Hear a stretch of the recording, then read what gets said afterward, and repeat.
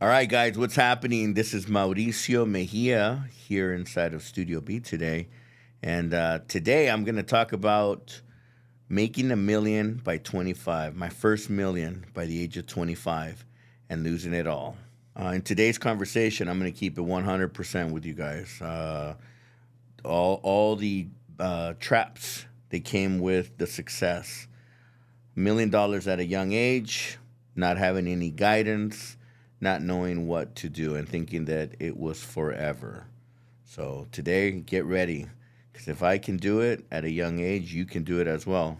And if I can lose it all and gain it back 100 times, definitely stay tuned. Mauricio Mejia Live.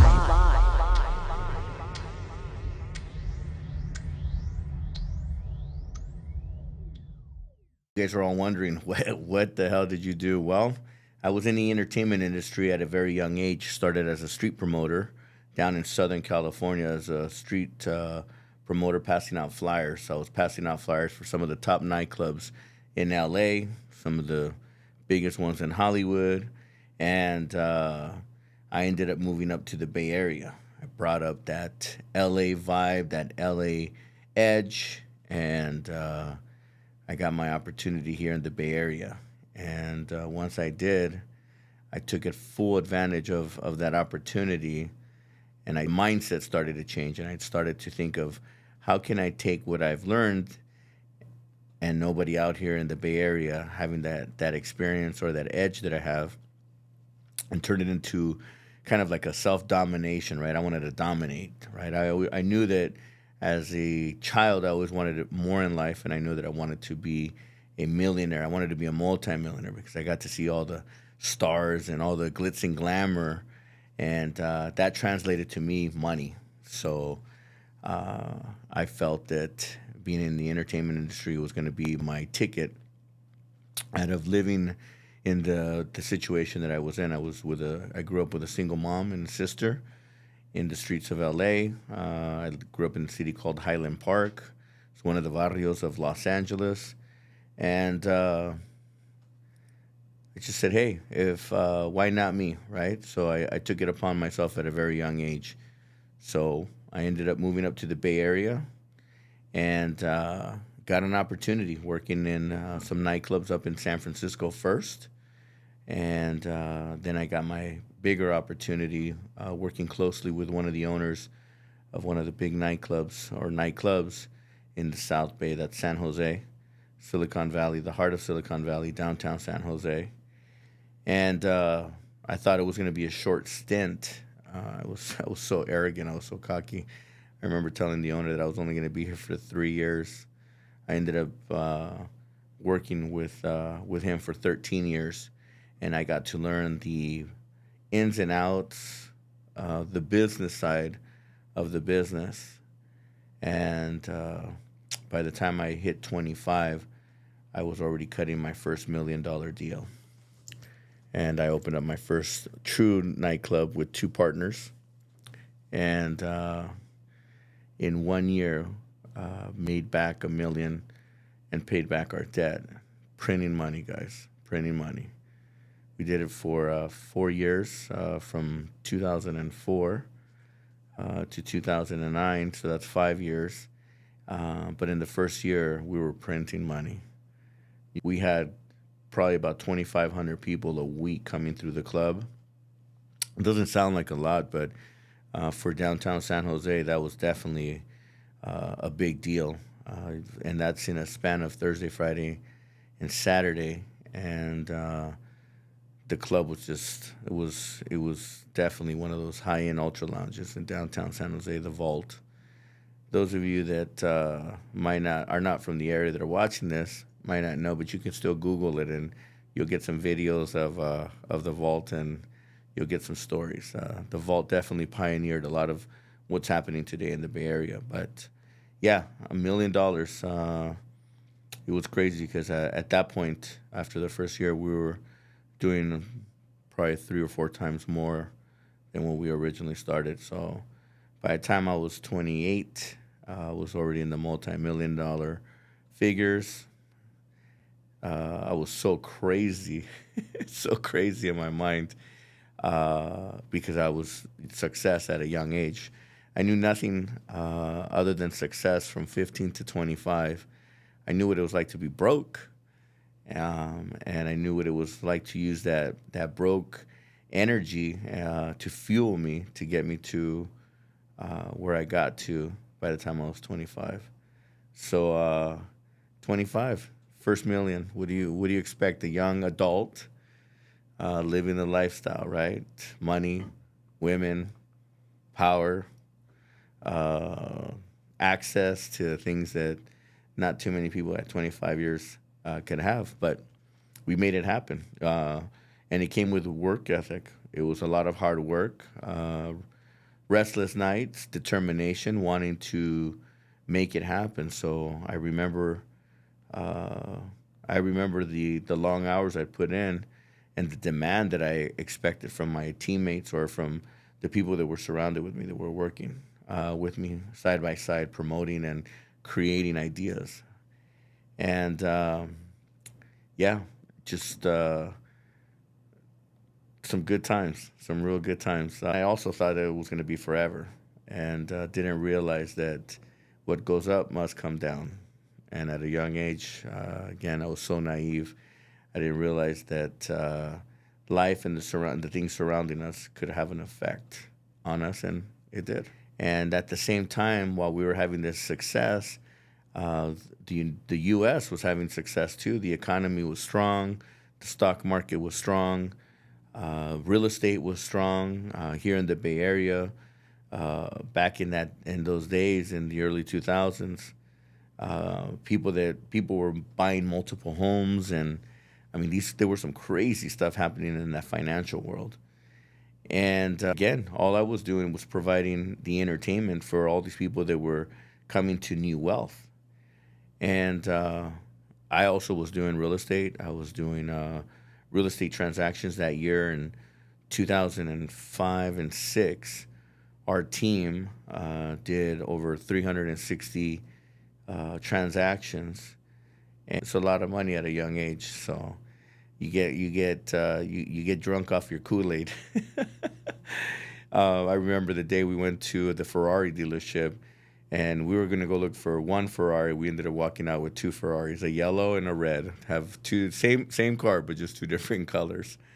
And we got to have a lot of fun. I remember I was so again drunk off the Kool-Aid. I had a big 350-gallon saltwater fish tank in my house with a baby black tip shark and some lionfish and some other puffer fish. I mean, it was a total predator tank. But that's kind of what the mindset was, right? It was, hungry for money, chasing the dream, right? It was, and this is never going to end. Well, back in 2006, the economy started to shift, and these homes that people were buying, these loans that people were applying for and getting, you started to see that there was a trend. Things started to slow down, and in fourth quarter of 2006, I remember the day that something just happened, just slowed down, and our corporate events had dropped about 20-30%. And it was interesting because we didn't know what was happening. And I remember that November, normally in the real estate market, November is when everything slows down. And we sat down, we were talking with our team, and things were just not going at the same pace that we were accustomed to. So we just thought, hey, it's just part of the business cycle. Well, first quarter of 2007, I remember seeing the notice of defaults on some of these loans started ticking up, had an uptick. That by the second quarter of 2007, so now you're talking about April, May, June, you started to see an uptick on foreclosures. So the process starts with notice of defaults, then notice of foreclosures, meaning that now the banks are starting to take their homes back. Well, summer of 2007, we started to see, wow, the market started really shifting.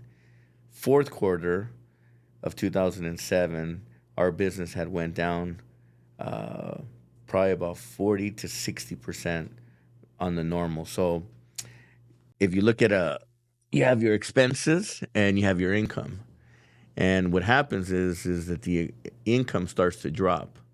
And once you reach below that center, that expense line, if you drop anything below, then you have to start working harder to try to make up for those times lost. So now below this, it starts to create what I call a tailspin. And I remember summer of 2008 when the world just went upside down. And that's really when we really started to feel the impact of what happened. People stopped spending money. The economy, the stock market took a shit. The real estate market took a dive, and everything just halted. So 2008, the economic downturn started to really take a grip on the economy. And I thought, it has no effect. So I stopped doing all the real estate stuff, and I started focusing on my nightclub and on my entertainment business. Well, it didn't matter what I did. The world was shifting, and it was on its head. So 2008, I call it a global financial reset was happening. It was all in the works. And that's when the shit really hit the fan. Stock market that has taken a complete nosedive. The real estate market has homes that were bought that were overinflated and overpurchased are now upside down. Equities are upside down. People are not going out to spend money anymore. And now I'm over leveraged. I have the income that I was so accustomed in having is no longer there.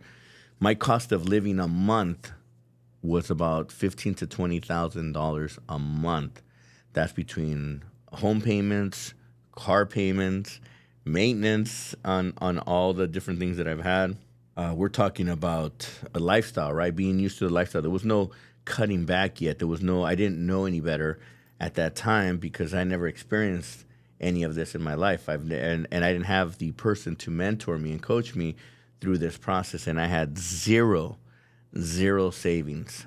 As much as I made, I spent. And I had a good time. Don't get me wrong.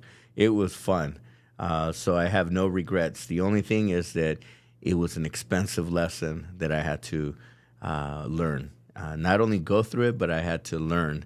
And I remember finding myself one day literally in the shower, butt naked, and crying and asking God, what the fuck just happened? Literally, what happened?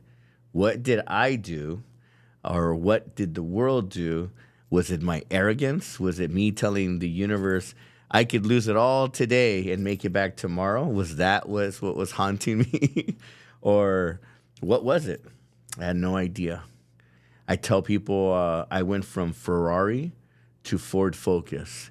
Literally, I remember when the Ferrari got repoed because payments couldn't be made anymore. The maintenance couldn't be made anymore. I had a beautiful Humvee SUT truck. I remember when the tow truck came and picked it up, the repo, and took that sucker. Took the Mercedes, took the van. I had a cargo van that got repoed out of all things. And literally, I was left with no vehicle. I remember I had to sell all my furniture to try to scrounge as much, whatever I could. Business was taking such a dive. And there was a lot more that happened in the business, but in this specific time, the world was really had a grip on the economic. It was just an economic downturn, and to find myself from being this rock star in the nightlife industry and traveling to Vegas and being a jet setter, going to Miami every year, and never caring for a minute how much I was spending and having such a good time, to be dropped to my knees in the shower, wondering what the fuck. Where did this all go wrong? Shit happens, but what do we do after? Used to, real estate is completely shot and dead. Everyone's trying to figure out what to do with their homes. People are losing their homes. People are depressed out of their fucking mind. And I got to think to myself, what am I going to do? So I ended up moving to my sister's house. And I moved back to LA, but nobody knows this. Nobody knows that I moved. So I'm commuting back and forth every weekend from LA to the Bay. And I remember one day I sat in the room, in this 10 by 10 room, and I pulled out a whiteboard. And I said, there's no way that I'm going to allow myself to stay in the place that I was at. Not me. I'm Mauricio Mejia. I lived I grew up poor, and I turned myself into a millionaire by the time I was, first million by the time I was 25. There was no fucking way I was going to allow that to happen to me again, right? To be living in that. So I used all of my years of experience, all of that potential fear of being left in the street, sleeping on the floor, being homeless. I used all of that, and I turned that into energy for myself. And I remember I made a decision. I committed to my decision, and most importantly, I executed. And then on that execution, it was making a plan. I had to write my plan out. So I gave myself a 5-year plan. Normally, some people do like a shorter one, a 3-year, but I did a 5-year plan. And I remember telling myself, and I wrote it on my board, the first year I need to make $150,000. Second year I need to make $250,000. The third year I got to make $350,000. In the fourth year I got to go $500,000, and then on the fifth year I have to do $1 million. So I gave myself a $1 million game plan. So 150, 250, 350, $500,000, and then $1 million, right? And I had to think big. I had to think to that big level because it's what I was accustomed to. I was so used to thinking that.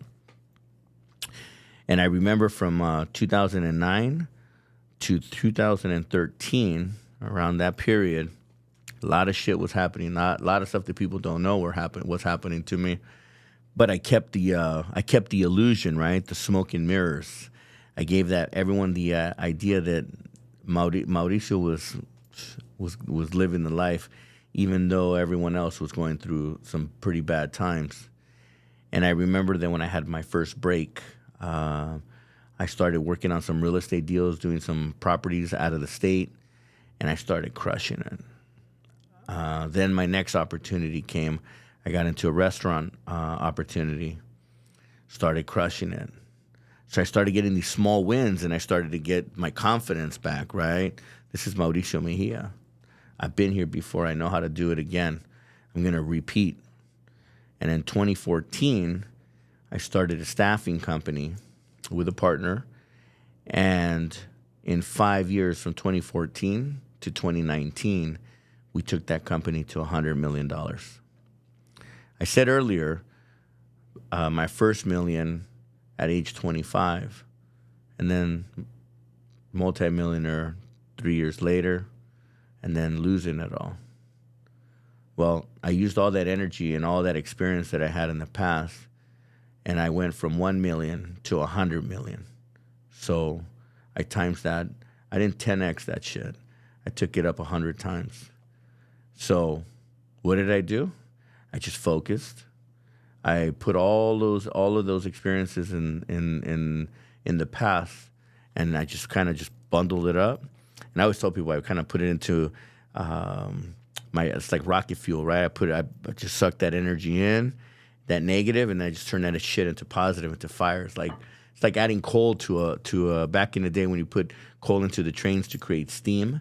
I use that energy, and I just focused. At the same time that I had the staffing business, I had my media company that we started off in 2014 as well. So I started 2 companies at the same time, and both companies were thriving. So if you guys think that this is going to be forever, you guys got some rude awakenings. What I can tell you, that if you do lose it, you can get it back as long as you keep a strong mind, strong sense of yourself, your confidence level. And if you could do it once, you can do it again. All right. Thanks for watching today and listening to a part of my story in my life. If you want to see more videos like this, make sure to comment, like, and subscribe. Mauricio Mejia Live.